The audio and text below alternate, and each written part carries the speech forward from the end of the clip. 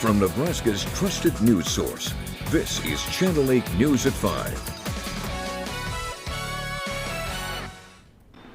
Coming up tonight, the person killed in a car crash in Lincoln yesterday has been identified. Plus, wildfire victims in southwest Nebraska are slowly returning back to their homes. But first tonight, we want to get you the very latest in the fight against those fires. Good evening, everyone, and thank you for joining us. Some good news tonight. Firefighters are getting the upper hand on putting out that blaze. That's right. It's now about 75% contained. The fire near Cambridge has burned close to 42,000 acres since it started last Friday. Some families are finally able to return back to their homes. So good news there. Channel 8's Ariana Martinez tells us what hazards to watch out for when you do return home. Ariana? Yes, it's so nice for those families to return, and the families near the fire in Cambridge are returning home to homes that, well, they smell like smoke. And some may be able to open a window, but with gusty winds and fires still burning, that's not always an option. Many in that area are asking to borrow air purifiers or filters, and they're hoping to share them with those who need them. Their clothes smell like smoke, all the, the houses smell like smoke. So that is something that has to be cleaned out of there. It's not good for their health. It's not good for kiddos. So, the air purifiers will definitely help with that. Besides air purifiers, residents in the area are helping clean up homes. There's a group of people kind of going around helping clean houses. I know that they couldn't get into houses until today because of the, fires are still going. And then they had to wait for insurance adjusters and things. So hopefully people will start getting and cleaning houses and getting people back in their homes. Do a lot of internal cleaning, clean the rugs, maybe the drapery if you have it. If it's really, really bad, you may have to consult a company like that specializes in restoration. That it just depends on how much actually came through your physical dwelling there. When returning home, do a few checks around your residence for any hot spots or embers. Check your eaves and gutters. If a spark has come down, it may have rolled down into your gutter. And if there's leaves or needles in those gutters, you want to make sure that you've cleaned them out and that there's nothing hot in there, because that's another source. It could sit there and smolder for a long time, and then all of a sudden the wind blows up and you can have a fire actually starting right off the eave line. Wildlife may be displaced and running from fires as well. So don't be surprised to see deer eating your flowers or grass. And deer, especially, if they're looking for food, sometimes they're looking for food more than they're paying attention to traffic. So up and down the roads, just be a little more mindful that they might not be paying as much attention to a car as they normally would. When asked what the biggest need is in the area, currently it is helping to feed and take care of livestock. There is a huge need for feed for cattle and horses, things like hay. Veterinary supplies is something that often doesn't get talked about or thought of. And we have a link on our website to fundraisers that have been set up in that area to help at the fire department. And Katie mentioned monetary donations are the best right now, as they are grateful for so many people wanting to help, but also don't have storage to hold these items. So monetary donations will be used to help them purchase what is needed most in the community. Yeah, I know they always appreciate the monetary contributions. Thank you so much, Ariana, for that report tonight. This morning, the Ag Valley Co-op talked with farmers on the impact that the wildfires has had on their soil quality. For those of you that have put down any kind of fertilizer or maybe some herbicides out there, we know that fire has had an effect on that. So if the fertilizer was been put on, particularly nitrogen, and it was still on the soil surface, chances are we've lost the majority of that. Now, Dr. Brown stressed that the amount of rain western Nebraska sees throughout this coming week will be imperative in preserving crop quality. It will help avoid additional erosion, especially in pastures that likely saw a more intense burn. The fire has burned miles and miles of power poles. Utility crews are putting in 12-hour shifts out in that area to make repairs. Twin Valleys Public Power in Cambridge says they probably have around 100 power poles that have burned, and also they lost some transformers. They say power has been restored to all homes people are able to live in. Another state senator has died. That's right. Rich Pauls served District 31 in Omaha. He served 3 terms. Pauls was also formerly on the Omaha City Council and an administrator at Millard Public Schools. He was 78 years old. To honor Pauls, Governor Ricketts has ordered all state flags to be flown at half-staff through the end of the day tomorrow. More now on that fatal crash in South Lincoln yesterday afternoon. Officials today releasing the name of the person who died as 57-year-old Haroon Siddiqui of Lincoln. It all stems from a head-on collision involving 2 cars just south of 70th and Pine Lake Road.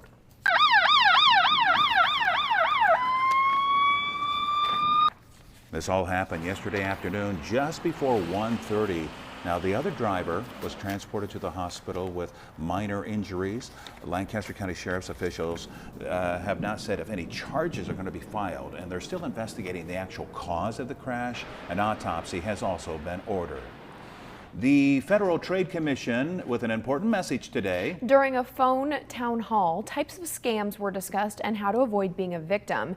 And with the pandemic, online shopping scams have soared. Reports of losses to online shopping fraud by older adults more than doubled in 2020, and the numbers continued to rise in 2021. Todd says to do your research first to make sure you're dealing with a reputable seller and search for scams or complaints. Also, make sure the site has a real physical address or phone number. And be sure to pay by credit card whenever possible. That way you can dispute the transaction if you never receive the product or if it's not what you ordered. Nebraska Game and Parks wants to find out who shot and killed a bald eagle. It happened near Garland last week. Someone illegally shot a nesting female American bald eagle. It was near a nest with her mate and a baby bird. If you have any information, here's the number to call: 402-890-6463. Again, 890-6463. Tips can remain anonymous, and you may receive a reward if an arrest is made in this case. Time now to check in with Chief Meteorologist John Bissauer for a first look of our weather. John, it seems like the winds have picked up a little more today. Yeah, we have had some gusty winds outside. You also may have noticed some clouds beginning to increase, and it's starting to get a little warmer and a little more humid outside. So you may actually notice a little bit of that humidity as dew points are climbing up into the 50s for some of us. Take a live look outside right now to the north and west from the station. You can see the trees bouncing around just a little bit. You can also see those clouds that are beginning to move in as we look off to the north and west. Temperature-wise, we are running about 5 to as much as 10 degrees warmer than 24 hours ago. It's 82 degrees right now in Lincoln. That's after a day of reaching 83 degrees. It's 81 in Beatrice, 82 right now in Hebron. We've got 82 degrees in Aurora. Now, this is what I was talking about with the dew points. They have increased significantly since yesterday. They're running about 20 degrees higher. So dew points right now are running into the upper 40s to lower 50s around the area.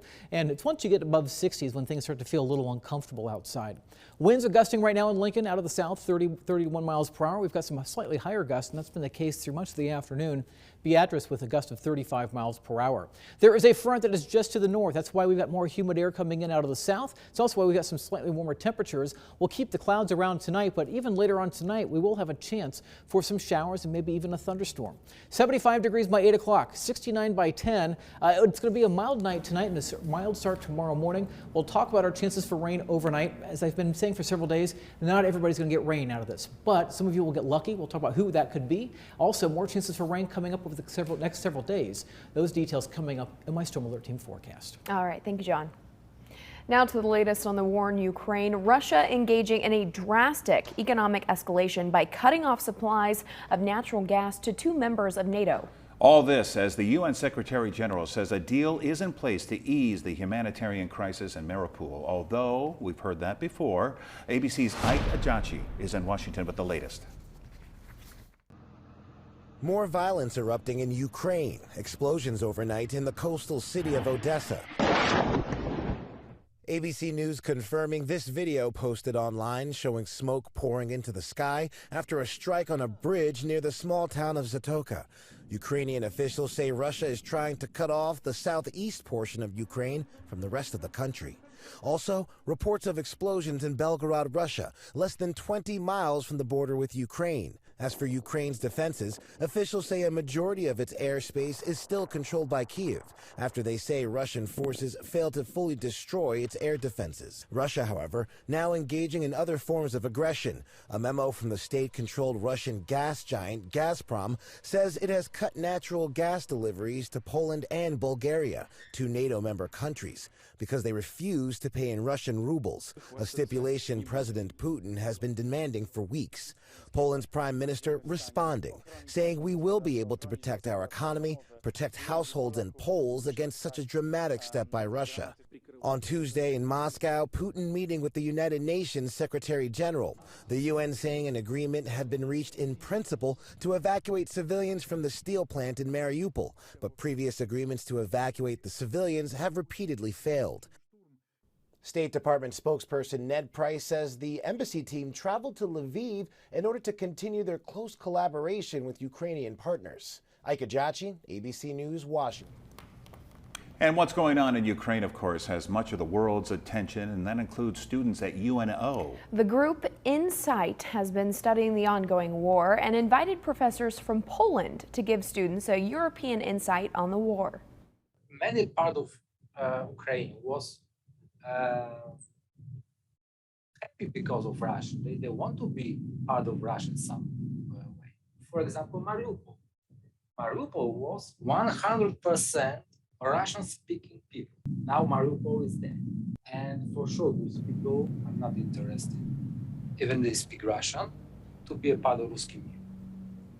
Both Polish professors wouldn't say who they think will end up winning the conflict or how soon it will end, but they do think that in the end it will hurt Russia more than it will help them.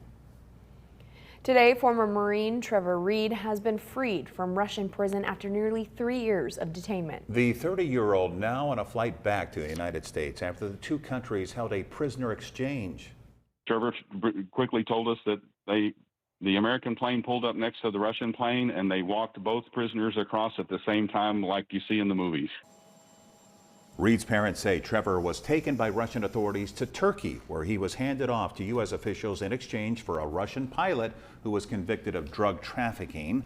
Reed was arrested in Russia back in 2019 for allegedly assaulting a police officer. Still ahead on the news tonight, a Lincoln teen is representing the United States at the International Wheelchair Tennis Tournament. We'll have her inspirational story and your full forecast after the break. We thought we were empty nesters, but God's plan was different.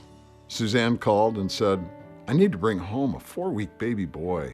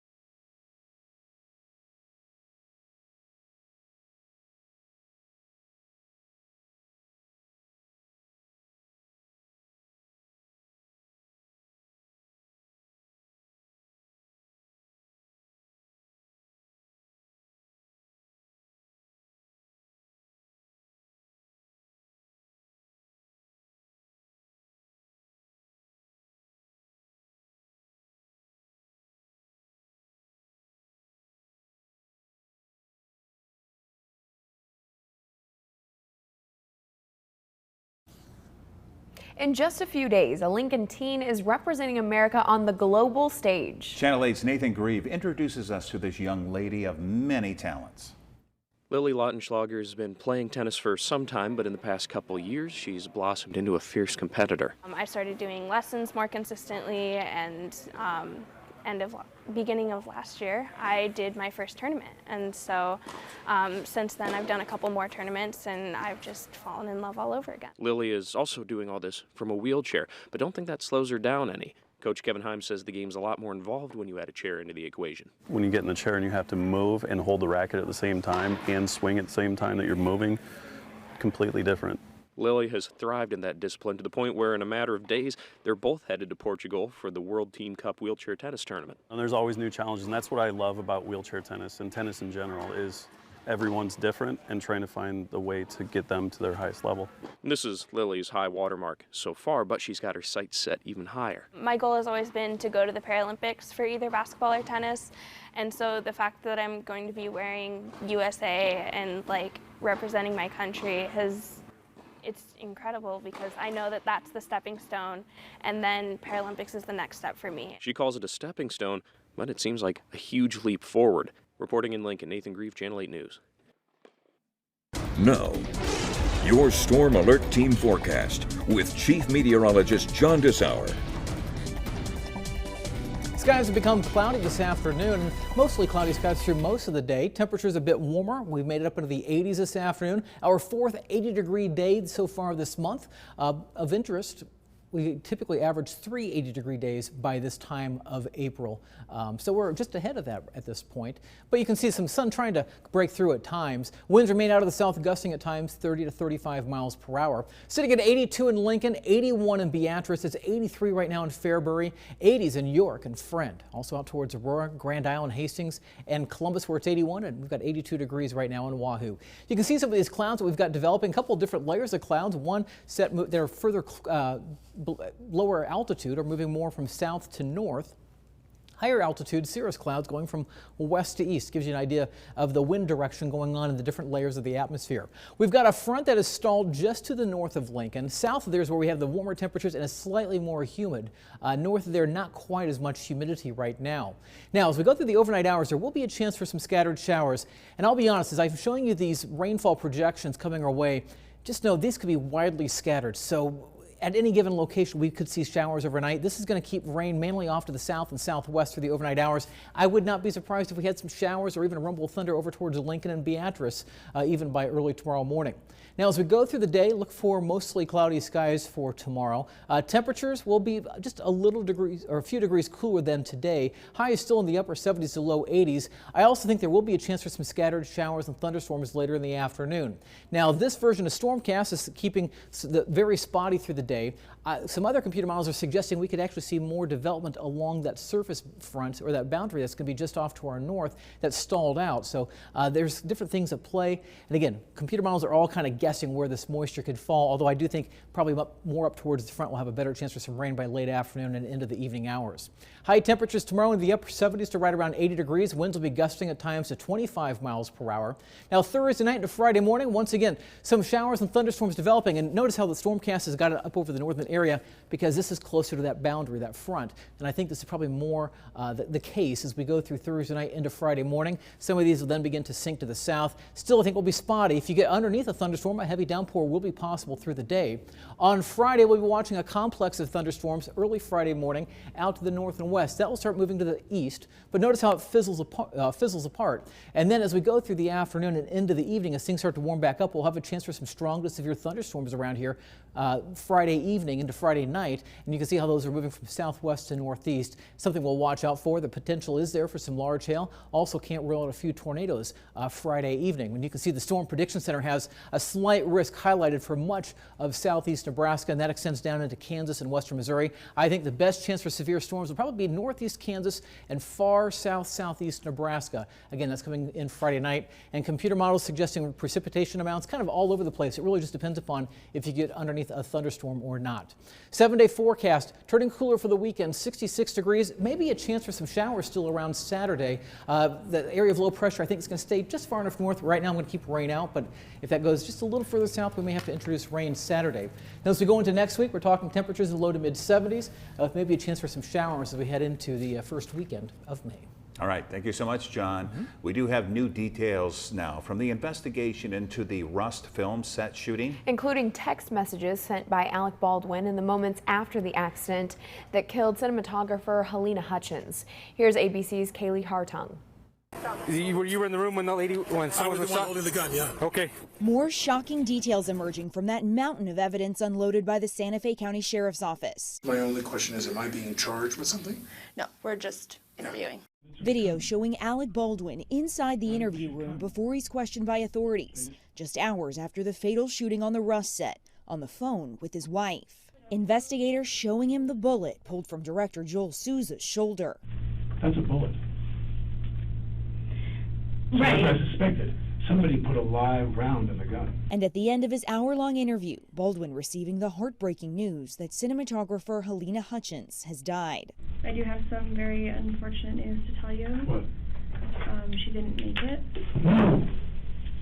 Days later, while detectives are still collecting evidence from the scene, one of them received a phone call from Baldwin. What I'm wondering is, if I'm going to be charged with something, me personally, if I'm going to be charged with something, how do I find out about them? Who charges me? And in text messages in December, Baldwin expressing his frustration to the film's prop master, Sarah Zachary. The sheriff's department still will not tell me that I won't be charged with something, but they seem to be getting very close to the truth of what happened. Zachary reassuring him, texting back, "I don't think they'll say that you have any culpability. It just seems so unlikely." We're now 6 months into this ongoing investigation, and the sheriff says they have yet to rule out charges against anyone, and no one has come forward to explain how live ammunition got on that set. Kaylee Hartung, ABC News, Los Angeles. A split day on Wall Street today, the Dow gaining about 62 points, NASDAQ only falling about 2.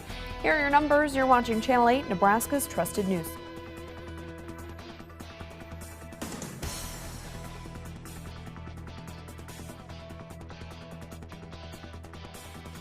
Tonight, after the powerful testimonies, get to the bottom of what happened. The January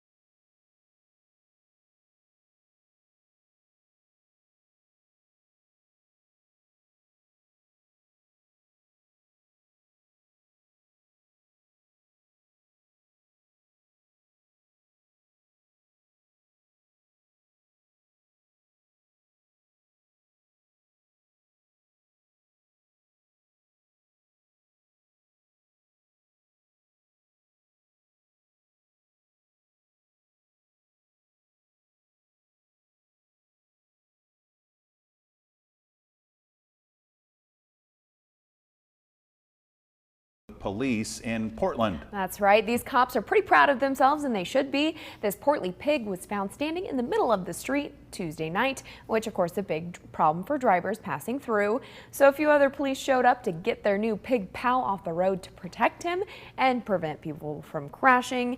There were a few short foot pursuits, but in the end, they came up with the perfect plan. Snacks. There you go. The pig was ready to live up to his name and pigged out on goldfish crackers and cookies, although he politely passed on the Doritos, not a favorite of his. Once an animal rescue group arrived, the question was, how many people does it take to put a small pig in a pen? Apparently, that's a lot of peas. Apparently, the answer is 7. It took people. 7. Simple as that. All right. Well, that's going to do it for 5 o'clock. See you at 6.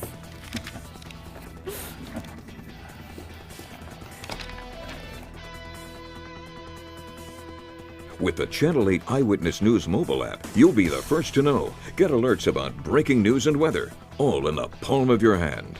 The Jalapeno Popper Frenchie, creamy and crunchy in each delicious bite. Closed captioning on Channel 8 Eyewitness News is brought to you by Christensen Hearing Analytics. Follow your adventures with a thrilling